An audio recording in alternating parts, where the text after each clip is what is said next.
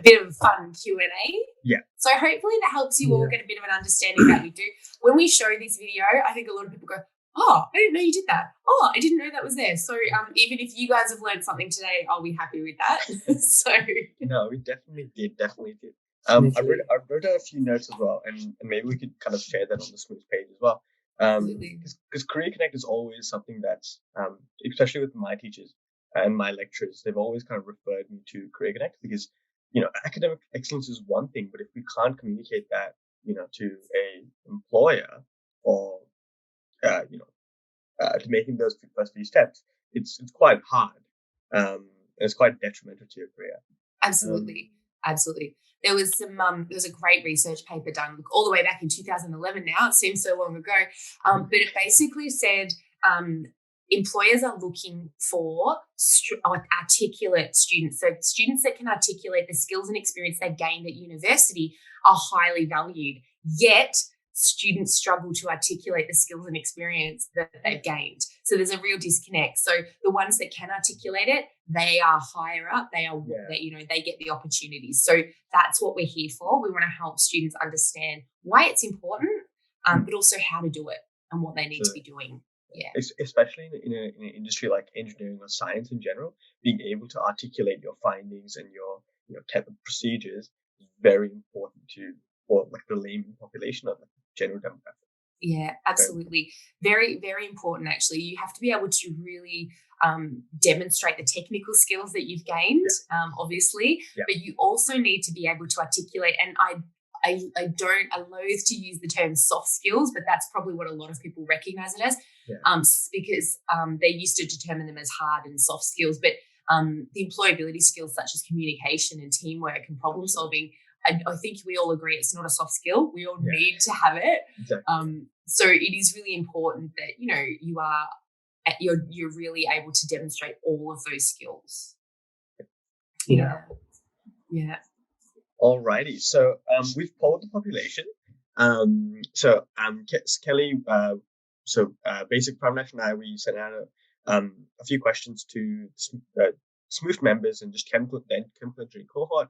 And we've come up with a couple of questions. Pramnash, would you like to give Kelly the first one? Yeah. Maybe we'll go with the first one. Yeah. So this question is actually one of like the major and everyone consider. So like, what do you think the main aspects what are focused on reviewing on general or like more specifically towards chemical engineering resume, like specifically for a chemical engineering resume, what are the aspects they focus, like what do they require from us? Yeah. So the great news is with being a chemical engineer, it's not too scary. There's not a lot of specific nuances that you have to prepare. You don't have to go and create a whole different resume if you've already used the Career Connect structure. So that's the good news. I got very deep into Engineers Australia and a lot of chemical engineering research last week in particular. So you know what recruiters for engineering, chemical engineering across the board are looking for? They're looking for evidence that you have the skills, that you can demonstrate what they're looking for. So key selection criteria is a combination of knowledge, skills, experience, and they want to know, can you do the things that we need you to do? And you need to be able to demonstrate that in your resume, in your cover letter. The thing that's really important, and I will just read off my notes here because I did make specific notes about your field. They are looking for specific demonstration of engineering technology. So they want to see on your first page or two that you have knowledge and also, where possible, a demonstration of using that engineering technology. They're looking at your building and construction experience. They're looking at your mathematics. They're looking for design and English language as well. So those are the specifics that they are looking for, particularly for the chemical engineering field and the resume. Okay, so those specifics need to be demonstrated within, and that's usually going to be really similar to the way we suggest embedding key selection criteria in your resume, talking about some of the experiences you have, whether it was in your coursework, whether it's projects that you've done, whether you joined a society and you worked on those skills outside, whether it's volunteering, maybe you were working on some projects in your own time that really demonstrate your strengths in mathematics. So those are the things that in that particular field, they want to see demonstrated in your resume. Right. Does that help answer that question? Yeah. So you'd recommend instead of kind of stating, I've got a distinction in this subject or in English or maths, rather prove it to them by showing them to me? Not necessarily with a grade system. So one of the things that I keep seeing across all industries is they don't need to see a list of subjects you've taken. If they need to see that, they'll ask for your transcript. Okay. However, probably a little bit of a context note to that is, if you got an award, say, like out of everybody in your class for that particular mathematics course or subject, I would highly recommend you include that, because it's demonstrating not only have you done it, but you excelled at it. So that kind of helps you stand out, okay? So where you can put things like that in. So things like language, that could be in your professional summary, especially if any of you are multilingual. It's always really a big strength, especially in the global world we live in.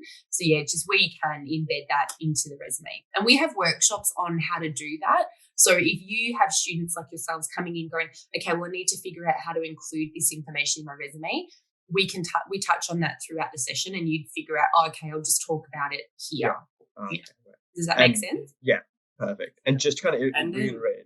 Sorry, 1 second, Pramesh. Just to kind of reiterate, once we have incorporated that, we can actually go into the resume check or actually through Career Connect for like a thorough.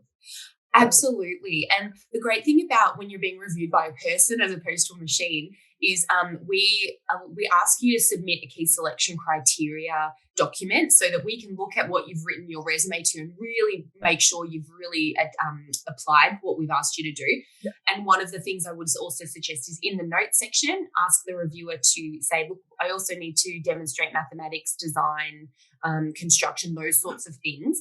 Can you ensure that I've adhered to that? And they can do that for you as well. Beautiful. Sorry, Pramesh. And one more thing, do you recommend maybe elaborating more on that? Suppose if you take chemical engineering, so we'll be doing some supporting courses, right? Like maybe it can be in few coding areas. So do you recommend to put those courses also there? Like, I have excelled in these things. Absolutely. So a lot of students, when they're doing things outside of their course, but it's additional learning, you might want to title it as additional professional qualifications or additional professional software experience. Sometimes people just put that under IT or information technology and all the different platforms experience they have, because it is an important part of the requirements of what's been expected of you. I would try and put that somewhere on the first or second page. So research also shows us that because recruiters are quite time poor, but you usually get about 60 seconds of their time for them to read your resume to determine if you go into the yes pile or the no pile. So the way that you get their attention is it needs to be lots of white space, really clear headings. So you have your headings in bold. You make sure that things jump off the page. So instead of putting Monash University in bold, you would put, engineering degree as your qualification. That would be in bold because that shows them already you meet one of their key selection criteria. So things that are important. So they spend 60% of their time looking at the first page. If they make it to the second page, you get about 40%. So where possible, include the things that you know are crucial to the job. So if you want to include the additional training programs and software programs, you might want to put that underneath your education experience and then talk about your professional experience. So just knowing that, okay, if they're spending the most time here, I need to make sure it's not squished together. I need to make sure it's still really easy for them to read. But if I'm looking at key selection criteria, I need at least 3 or 4 on that first page because that makes my application a lot stronger. Definitely. And just to reiterate for our viewers at home, key selection criteria are basically the little details that's given on a job application. or position description. Yeah, the position description, like the roles and responsibilities of the employee and what you need to, and the prerequisites to apply to the job. Absolutely. So some of them are mandatory. So things like having a qualification, things like being able to communicate, things like being, if for chemical engineering, for example, they would be going into quite a few of those key selection criteria would probably be quite technical. So they'd be talking about programs, maybe some software, other things that you should have learned within your course and maybe also did outside. Yep. Then there would be things like analytical skills, problem solving skills, communication skills, maybe teamwork as well. Yeah. So hopefully that helps clarify. And we have run whole workshops on that as well. It's very exciting. So if you want to know more about it, you can certainly, I can send you the links and you guys can put them up on your page. So absolutely, So I've actually personally used a lot of Career Connect's stuff, and I actually ended up with an internship. Well, that's a good success story. It really is. So I've used resume checks. I've used both of them, like the AI one, and I re-uploaded it, just to check how it improved. I think I still need to go to the LinkedIn one, but it's really from personal experience, it's a really great kind of resource for undergraduates. It is, and it's so good to do it earlier. That's always my advice to students. A lot of the time I get very panicked fourth year final semester students, and they're like, oh my gosh, they're now starting to look ahead and go, I've got to think about this stuff. And it's hard because there's so much information that if you start even in your first year, maybe not first semester because you're adjusting to uni, but that second semester, starting to slowly understand what you need to be doing, where you need to be developing skills, gaining some experience. So over a 4-year period of time, in little increments, you'll gain so much information and skills that when it's time for that job, it's less anxiety provoking and a little bit more exciting because you're actually prepared and you're excited about what's coming next. That is our ideal. We would love to see that. Definitely. Beautiful. Let's move on to the next question. In case we're running out of time. Parmesh, I'll take this one. Is that right? Yep, all good. Okay, so basically, let's kind of take a little sidetrack away from resumes a little bit, right? Resumes and cover letters, and let's move on to an interview because obviously once we've actually made it to the second round or the third round, usually, we actually have to meet the manager and or the HR kind of representative. So, in your opinion, what are some main capabilities we need in order to face an interview and actually get a successful outcome out of the interview? Well, I think the interview is the place where they're wanting to get to know you. So what they have seen on paper so far, they've been really impressed with. So they can see that you write well. They can see that you address the key selection criteria and you meet what they're looking for. So the interview purpose is there's a couple of components going on. One, they kind of want to ensure you really do have the knowledge base and the things that you say you can do. So they'll be asking you questions and usually behavioral or scenario questions to get you to tell you more about the situation. They might also be asking you a lot of technical questions as well. So they're looking for someone who's got a strong understanding of the role. Like you've not just applied for it because you need money and you need to pay your rent. There's no shame in that, by the way. We all need to pay rent, but they want to know how much do you really know about this role? Why this organization was the one that's attracted you? Because writing applications takes time. So, being able to demonstrate why you've chosen this organization and why you think you'd be a good fit. Maybe it's a values thing. Maybe they offer, maybe they've got great training or coaching, and that might be something you really value and feel like that's a really good fit. You also want to be prepared. So go back over your application, recheck their websites, know who they are before you go in. I've actually recently had interviews with students who applied for casual positions with us. And when I asked them how they felt the role was a good fit and how it helped students, they actually were like, oh, sorry, what's the job again? Not joking. So that is not a great first impression. And you get one chance to make a first impression, right? Yeah. So you need to make sure that you're demonstrating that professionalism, and whether it's online or in person, you also want to be dressed appropriately. So your first impressions really matter. So it's the physical first impressions, but it's also your content. It's how you deliver it. It's being personal. So there's a lot of things going on in an interview. That's why we always get nervous, right? Because there's just so many things to think about. And I'll give you a tip. The recruiter wants you to succeed. I have done so many interviews in my day and I like what I see on paper, so I'm excited to meet you. So we want you to succeed. So you have a really good audience, okay? So try and remember that when you're going in. It's a way to just say, hey, I think would be a really good fit. Let's talk a little bit more, okay? Yeah. The STAR response method is a big one. So for those of you that haven't heard about that, it's we break our responses down into situation, task, action, and response and reflection. Again, recently did a lot of interviews and there were some great responses, and there was also responses where students got a little bit lost. They didn't have specific examples that they could draw on. So halfway through giving us an example, they then change tack and then start again. So it didn't really ever respond cohesively and fully, so that's why we recommend using the interview stream platform.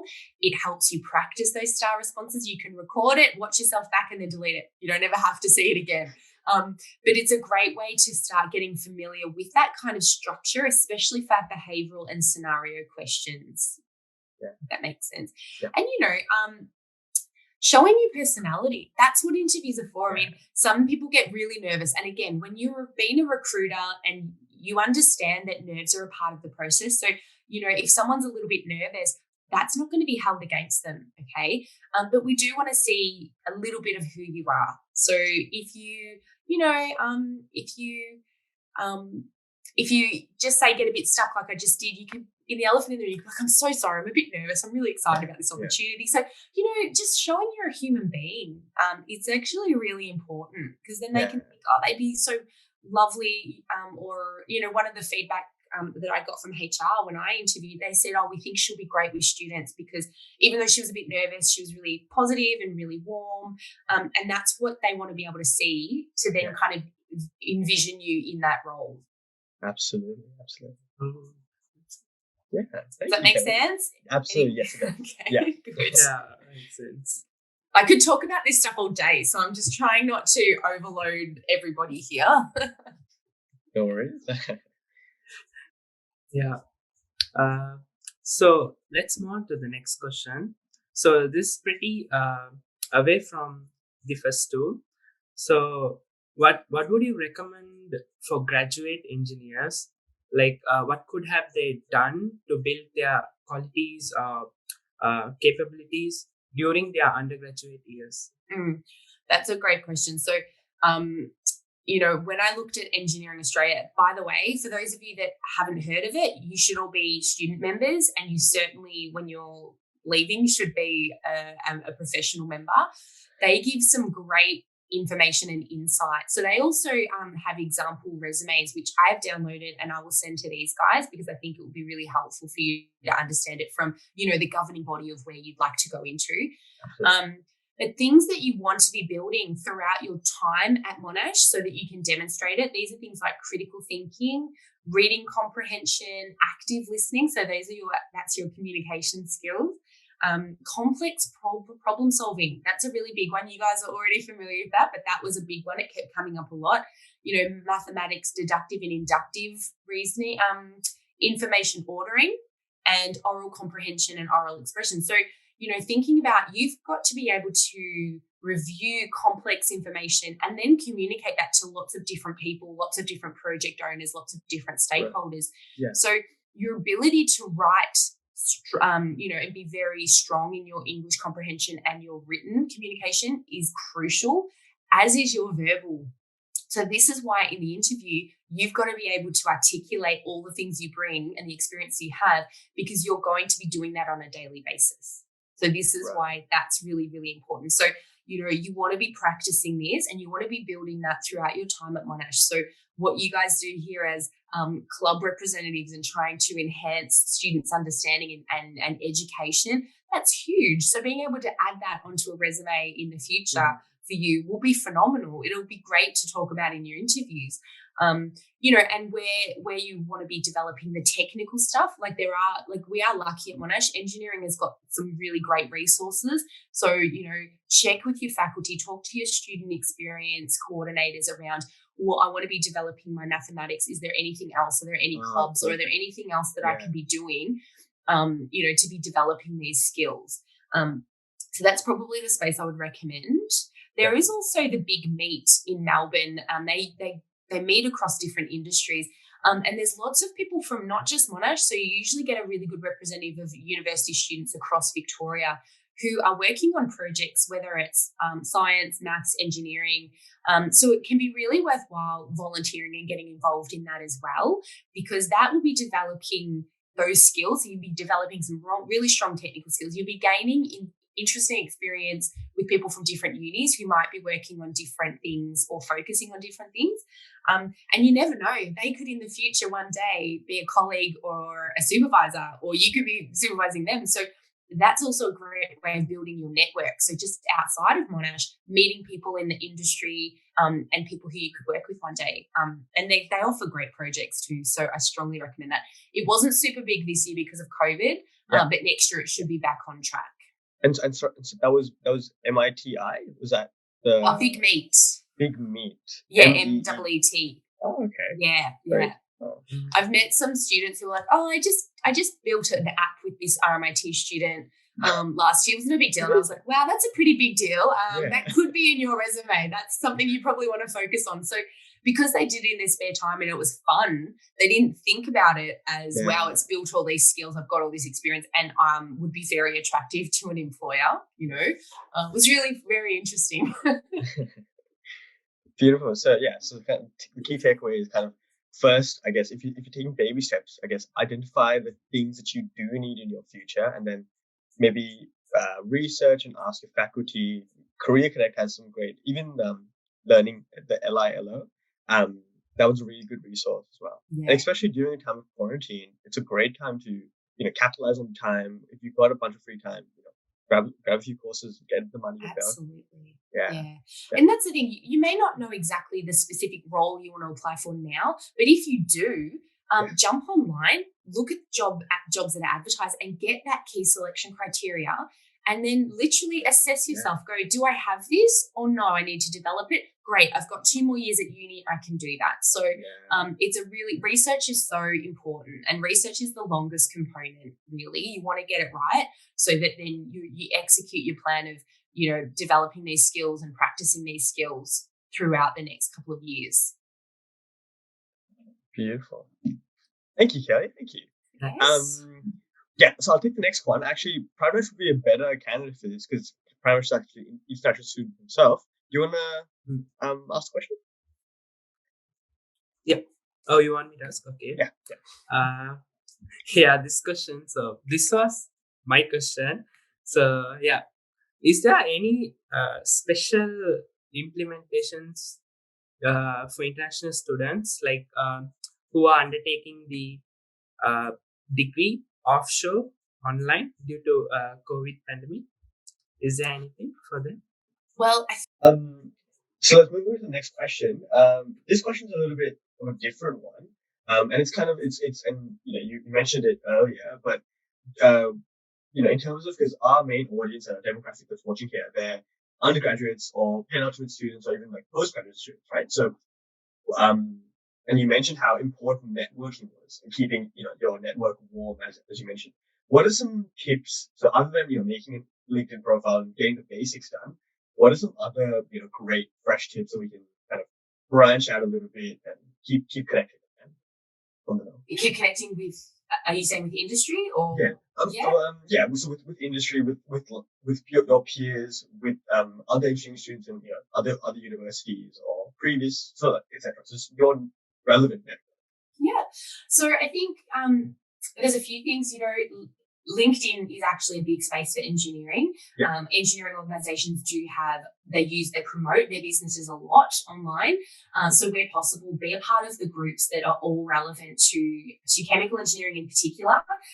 Follow the organizations that are interesting for you. Follow students, not just the Engineers Australia student platform, but there are student platforms and student groups as well. So that way you can get connected. Where possible, go to events in the future in person when we're allowed to do that, because that is a great way to, one, get in front of the industry people who you might be working for one day, but also meet other people from different institutions as well. You can then connect with them on LinkedIn, and if you stay kind of in contact and kind of say, hey, how are you going? You're graduating next year. What have you been doing? Not as a comparison, but just to kind of see, what have they been doing? Oh, okay, they've got an internship because they went to all these workshops or they got this experience. That's interesting. I might want to think about doing that. So it's always a really helpful way to kind of be getting to know people, but in the industry, but also expanding your own network to relevant connections, not just, the people that you met at a cafe last week who were fantastic. We want to make sure that they're really good connections that, can help you in the future. What was that other part of that question? Sorry. Like in terms of, you mentioned how you keep your network warm. What exactly did that mean? So, sometimes students think that, having 5,000 connections on LinkedIn is the great thing. It's all about the numbers, right? And my advice is always less is more, because if you've got, say, a couple of 100 to 500 good quality connections, so people who are in industry, who could be a mentor or who are thought leaders, and you're constantly learning about industry insights and you're connecting with people who are in the industry, over 5,000 people that you've never met and are actually outside of your industry.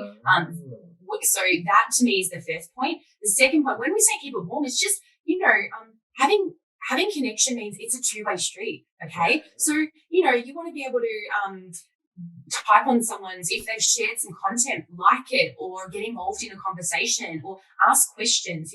That's what I mean with keep it warm, like stay in contact, essentially. Yeah, definitely. Because think about if you had not been in contact with someone for, say, 3 years, and then all of a sudden they contacted you, like, oh, hi, how are you? Do you have a job?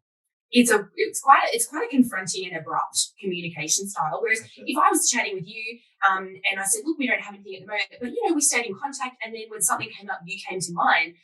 That's kind of what we talk about when we're talking about, that accessing the hidden job market. You do it that way by keeping in contact with people and having relationships. You don't have to be BFFs, but you certainly want to keep the communication warm as opposed to cold, and then you get these abrupt requests for jobs, and that's not a great. It's not a great way to continue a relationship. Absolutely, if that makes sense. Beautiful, definitely. And also, I think one of the things that this year, because there was so much going on, some people did it and some people didn't, reflecting, what did this year bring? How did I respond to some of these challenges? What are the ways in which I adapted, how I had to be flexible? You guys can talk about your school. Like, you definitely did not sit at a computer all day, every day without your classmates around previous to this year. But what's your self-awareness like now? What are you aware that you still need to be developing, whether it's employability skills, whether it's leadership skills, whether it's some of those technical skills?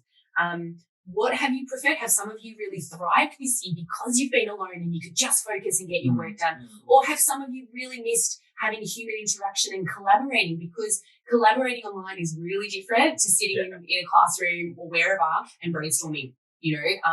I attended this amazing leadership conference by Simon Sinek. He's a world thought leader on leadership, and he was saying there is no online platform that is able to replicate brainstorming in a room with people with all the energy and ideas that go through. So think about that. What really worked for you this year, and what did you maybe struggle a little bit with? So it's really important to know that about yourself going forward, because then you can articulate that and you can help the employer understand if you might be the right fit for them as well, eventually.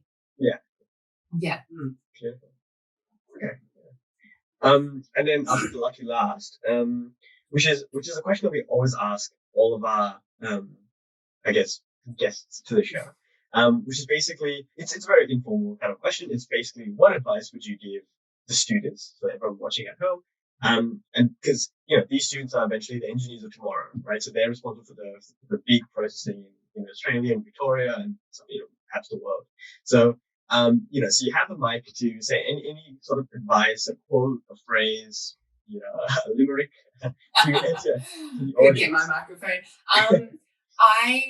One of the things I would recommend, face your fears. Okay, so usually people who are engineers are so incredibly intelligent. You guys are able to solve some complex stuff. Like, it looks like another language to me when I look at it. And, and it's so natural. Like, usually the reason you're attracted to this space is because it is interesting and it has been something you've enjoyed for a long period of time usually.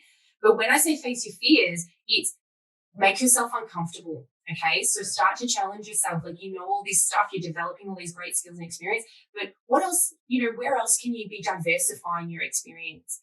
Maybe if you're really great at putting things together, or you're really great at written communication, but talking in front of a group of people is really hard, I would like to challenge you, and I would encourage you to go and join, say, Toastmasters and practice talking in front of people, okay? Things like that. This year, I think, challenged us in so many ways that I think we can do anything. But I honestly do think sometimes we sit inside our box because we go, this is comfortable and I'm good at it and I want to stay good at it. But we only get good at things when we try and we keep repeating it. So, yeah, I'm a big one, face your fears. All you can do is try. And you might find, oh my gosh, I'm actually really good at this. And I really encourage you all to do that. Yeah, that's a really good piece of advice. Yeah, because usually a zone of comfort is comfortable and it's safe and you know your boundaries. But I guess because that gives you incentive to grow, right? That's what learning is. You try something uncomfortable, and then you make mistakes, you learn from the mistakes, and you try again. Yeah, because when you go into that first new job, it is uncomfortable. So if you've practiced it a little bit, because you're learning so much, growth is always uncomfortable. The first semester at uni was really different to anything you'd experienced before, but guess what? You've got it now. You've nailed it. So there are some things that we go, we're choosing this to be uncomfortable for now because we know it's going to benefit me. I'm going to get my qualification. I'm going to go into my chosen career. But sometimes we then get really comfy, and it's advice I wish I'd followed earlier in my life. And I would really encourage you guys to just get out there, try new things, and that will probably help you be the leaders of tomorrow, which we need. Yeah. Well, thank you for your kind words, Kelly. Thank you for coming to our little industry panel. Pramesh, what's planned? So thank you so much, Kelly. I think I have got so much stuff out of this. Even I have written resume, but then I think now I should improve it very well. After this industry panel, I got so much information. Yeah. So yeah. So usually So usually anything what I need, I'll quickly refer to it because it's so brief and it's so much information over there, except from Google. Yeah. So yeah. Oh, you're welcome. Look, I even have staff that come to our sessions who at the end go, "Oh, I need to update my resume. I didn't know I had to include this stuff." So you're not alone at all. Yeah. Well, all right. Well, thank you for being here with us. Pramesh and I learned quite a lot, and I'm sure everyone else did as well. But if there's no other final questions, we'll sign off then. Great. Thank you so much. Yeah. Nice meeting Thank you. you so much. Thank you. We'll keep it Go back to bed, Pramesh. Yes. Bye. Okay, Bye-bye.